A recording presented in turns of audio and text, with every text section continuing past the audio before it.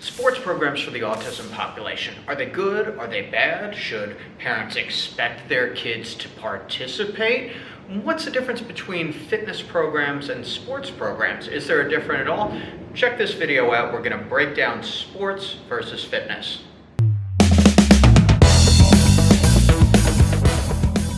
So let's break down sports, right? We have individual sports like swimming, like wrestling.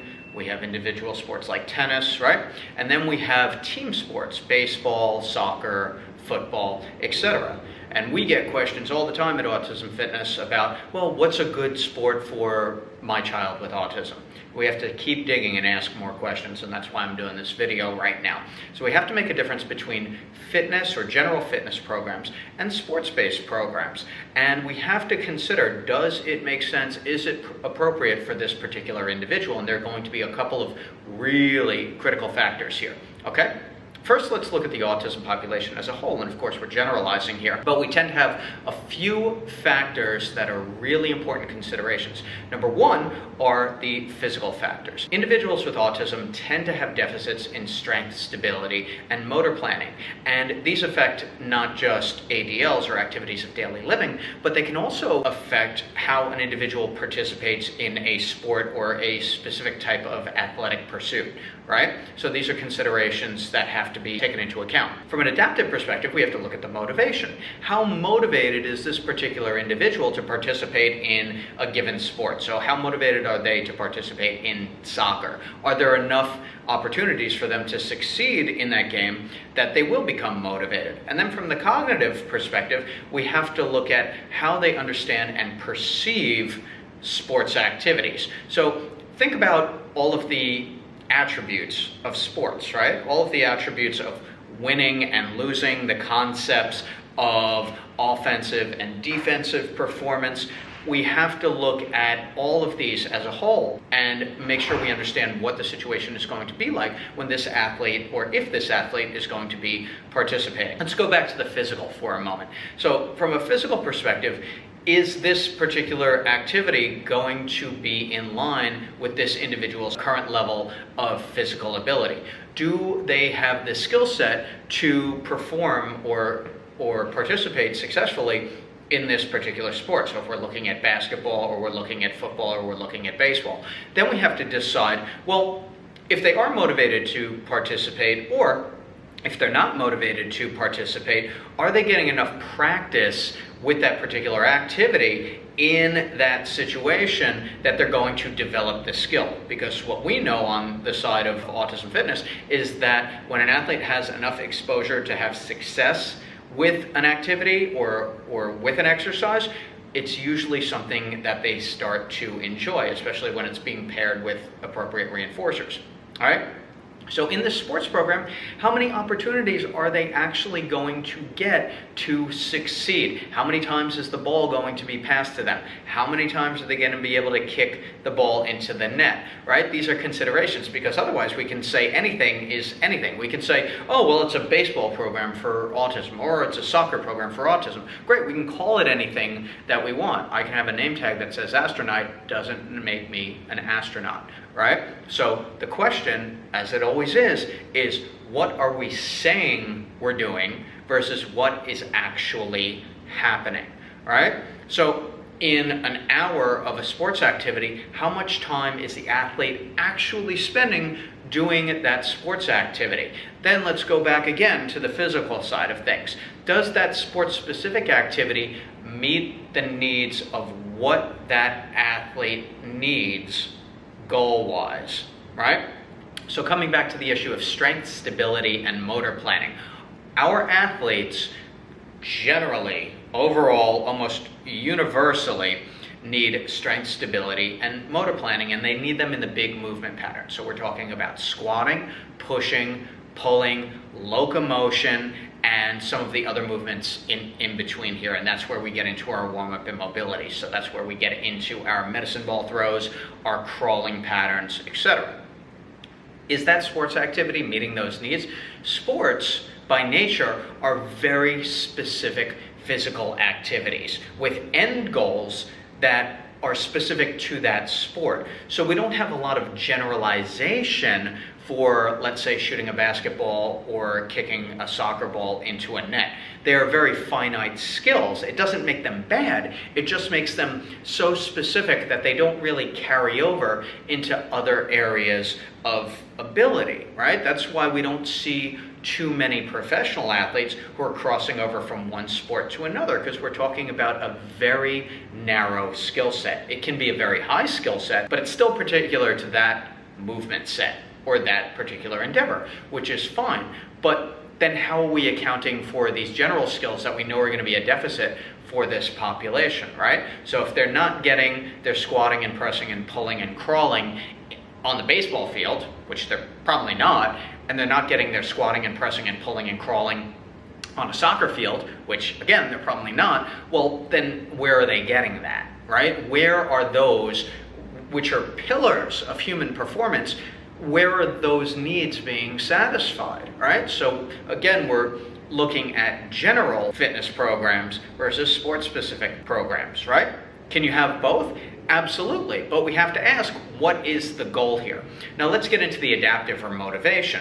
Are our athletes going to be motivated to participate in team sports? Some are, many aren't. And we have, particularly in the United States, we have a major cultural obsession with team sports. So we say, well, we like watching team sports, and some of us kind of like playing team sports. Well, a lot less of us like doing them than like watching them. But if we're focusing on this because we enjoy it, doesn't make sense from the perspective of, well, we enjoy watching it, so we should have kids do it, and then we should have individuals with autism participate as well. Well, if you have a program that really meets the needs of those particular individuals, then go right ahead. But again, if you have such variety, if you have 8 different individuals on the autism spectrum together on one field, you're probably going to have a lot of variation in your physical, adaptive, and cognitive skill sets, which is fine. It's completely understandable, but how are we programming for that? Because usually what happens in a team sports situation is the most capable individuals, the ones who are most highly motivated, who are typically the ones who are most adept at that particular sport, are going to be the ones who participate, and the others are just going to kind of lag behind, which is why my challenge is, okay, if you have an hour of a sports-based activity, take a stopwatch to it or take your phone to it and say how much time is actually spent moving and developing this skill.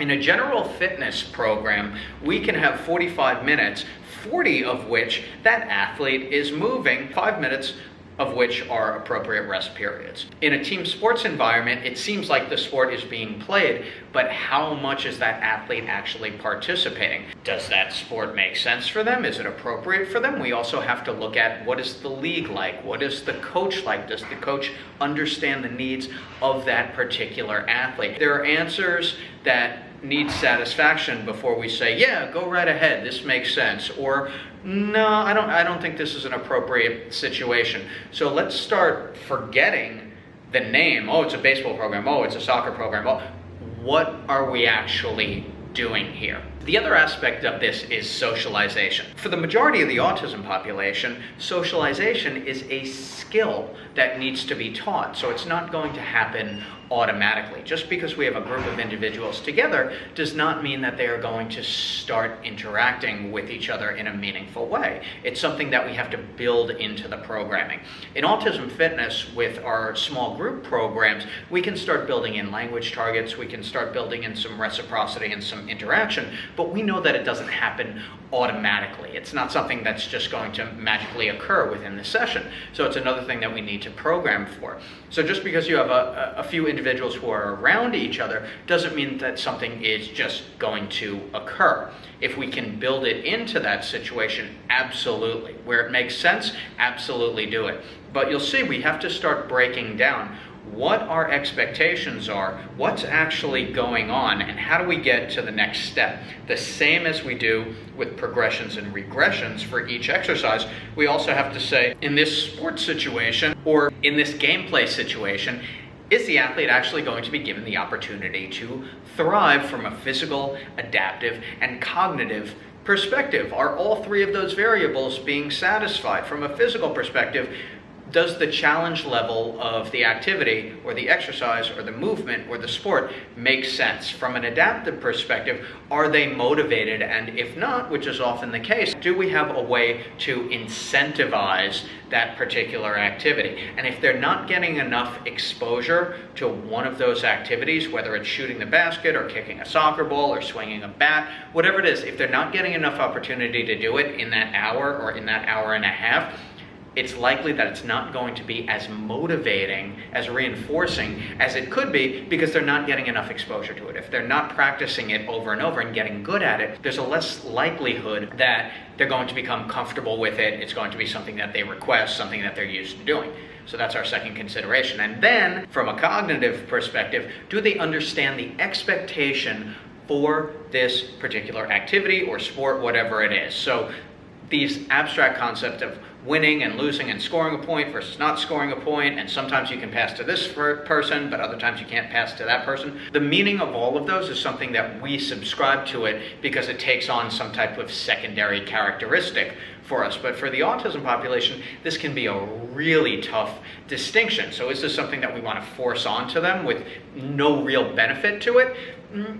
Why does that make sense, right? I would rather have an athlete who's able to do a bear crawl, a hurdle step, and cone touches, and get something out of it physically, and know and appreciate that they've just mastered something. Even if they don't know the reason behind it, that's fine. They still enjoy doing it, and they're being reinforced for doing it also. With a sports-based program, again, how many opportunities do they have? Do they understand what the objective is? Are there social opportunities as well? So when we start asking the right questions, we're going to get the answers that lead us towards an intelligent decision. So are sports programs right for the autism population? It depends on the individual. It depends on that sports program. And also, when we consider some of the general needs of the autism population, and by the way, these are not exclusive to the autism population. This is all human movement. And when we're talking about human movement, we're talking about all different human beings, right? So all of us need these basic movement patterns, so that's what needs to be practiced first and foremost. So we want to go from the general to the specific. It doesn't work the other way around. We don't go specific to general. Consider that when you're considering sports and fitness programs for the autism population. It's not always the sport because it says it does something that makes sense. A lot of times it's a general fitness program where we can program for that particular individual, even in a group situation. I'm Chessen, founder of Autism Fitness. Thanks for watching.